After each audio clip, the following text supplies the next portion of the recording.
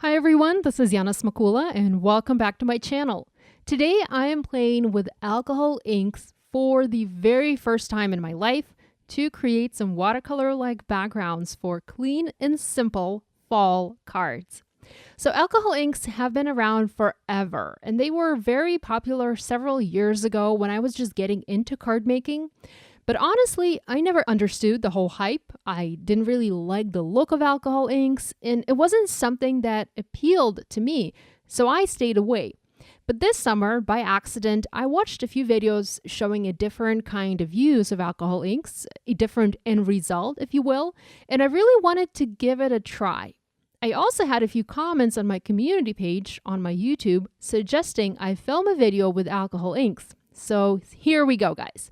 If you've never used alcohol inks before, I hope you will enjoy this video and hopefully you will feel inspired to try them in your crafting. My inspiration for the alcohol ink background today came from the new fall foliage stamp set from Reverse Confetti. I loved all of the different leaf shapes featured in this set, and I wanted to try a different, new to me way to color leaves to have realistic fall foliage without spending too much time coloring each individual leaf. So this brought me to the idea of using alcohol inks, and I pulled out all of my ink colors that I have. I only have 6, but I knew that I would be able to mix and match them to create some colors that I really wanted to have for fall. Here, I pre-cut a piece of Yupo paper. This is specialty paper that works well with alcohol inks. If you want to get the results that I'm getting today, you will need to use specialty paper. Yupo paper is available from different manufacturers, and there are also different kinds of Yupo paper. This particular one is translucent paper from Ranger from Tim Holtz. For my ink colors, I picked flamingo, coral, limoncello, dandelion, and Valencia. So I have some orange, yellow, green, and pink colors.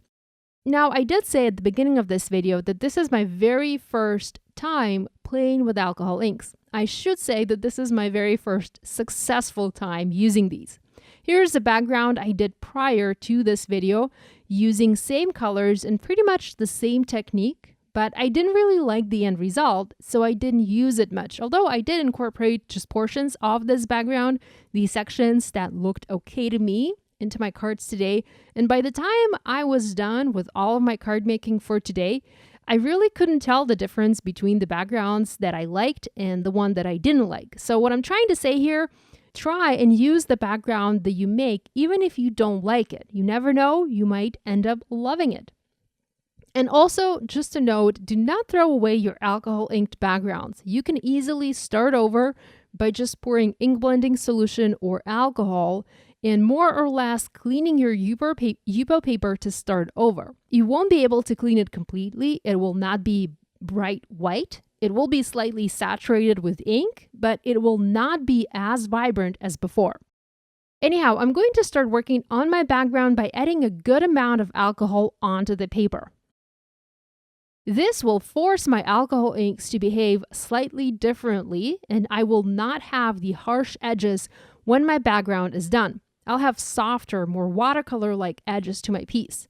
If you compare this to watercolor, think about doing wet on wet watercolor versus wet on dry. You want to pre-wet your paper with specific medium. In this case, we're pre-wetting it with alcohol. This is 70% alcohol, and I got it at the drugstore here in the Ukraine because that's where I am right now. You can by all means get similar products in the United States or other countries. So this is not an ink blending solution. This is strong alcohol that will actually dilute the alcohol inks. I just used my finger and spread the alcohol on my paper, making sure to cover most of the surface. I'm going to start adding color to my background by dropping just a little bit of ink in several sections. You just need a drop. I started with my green color. Next, I added some yellow, some orange, and then some pink. Alcohol ink is very unpredictable and you'll never get the same results twice, no matter how hard you try. So just have fun with it, play, and see if you like the end result. I brought in my heat tool to help me move and dry the ink, as I did have a good amount of liquid on my paper, and I also ended up picking up the paper and moving it along with the ink to help it spread a bit further. And I also added more alcohol ink into a few sections to get them to be a bit more vibrant, as the color seemed a bit washed out in a few spots. Be careful when using your heat tool with the Yupo paper, as this is synthetic paper and it will melt, or warp I should say, significantly if you overheat it. So just heat it up carefully and gently without having your heat tool in one section for too long.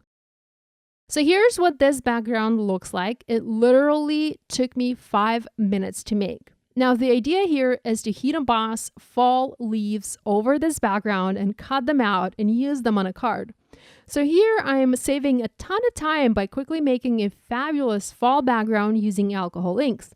I could have heat embossed each of my leaves individually and colored them using watercolor or some other coloring medium to look similar to this, but that would have taken me significantly longer. So I'm very happy with the way that this turned out, and I love all of the detail that I was able to get with my inks, and also by using my heat tool to direct the flow of the ink. Next, I'm going to start heat embossing my leaves, and before I do that, I need to neutralize all of the stick on my paper. This paper, once it has alcohol on it, feels sticky, especially if you have a ton of ink there, and this is actually used for some pretty cool techniques. But for heat embossing, this is really bad. So you want to make sure to generously use your anti-static powder tool to neutralize all of the stickiness on the paper to have nice and clean heat embossing. So here is the look at the stamp set that I'm using today. Like I said, this is Fall Foliage by Reverse Confetti, and I'm just going to stamp and heat emboss a bunch of leaves from this set onto my background. I wasn't sure which embossing powder I wanted to use, so I heat embossed a few leaves in Hero Art's Gold Glitter Embossing Powder. I'm loving this embossing powder lately, and also some leaves in regular gold embossing powder. I did like the look of both on my finished cards. Once again, when it comes to heat embossing and melting your powder with a heat tool, you want to be careful and mindful of the fact that this paper will warp like crazy if you overheat it. So heat it carefully and slowly to avoid that from happening. You can see it already started to warp a little bit here on me. I kept heat embossing leaves until I no longer had any empty space on my background, and next I used coordinating dies from Reverse Confetti to cut all of these out. Now, being a newbie to Yupo paper, I didn't really know if I would be able to use the dies with this paper, as sometimes thin dies are not able to cut synthetic papers. There are some kinds of glitter paper, for example, that aren't die cuttable with the thin dies. But I was able to die cut this Yupo paper no problem. It cut like regular paper in my die cutting machine. Once I had all of my leaves cut out, I started working on my cards. I went for a very clean and simple design this time. I stamped a beautiful, truly grateful to have you in my life sentiment in brown ink. I used Cup of Joe by Hero Arts. I love this sentiment because of what it says, but also because of the fonts used for this message. I love the clean and simple, yet modern and trendy look. For this particular card, I foam mounted my front panel onto an A2 card base, and I adhered my leaves coming in from the two opposite corners, framing the sentiment in a way. Next, I used Nouveau Drops, and I added a few here and there just to finish up this design. I made 3 cards in total using the leaves that I heat embossed and cut out, and you can see them here on the screen.